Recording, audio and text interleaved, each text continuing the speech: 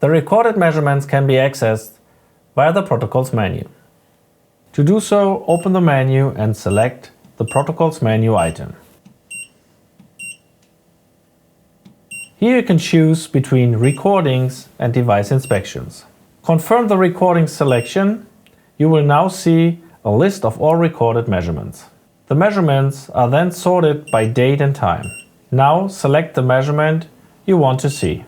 The symbols on the left side in the information area give you an indication of the current menu situation. The summary of the essential measurement details are application mode, possible alarm triggers,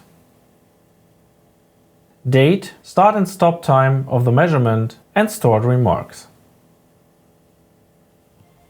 If there is more information available than fitting on one page, a narrow scroll bar appears on the right-hand edge.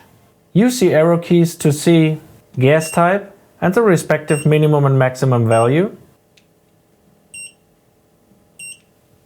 In this case, we can see an alarm trigger for the CO sensor. The menu keys take you back one menu level at a time. When you are back to the top menu level, the device will automatically switch back to the measuring mode.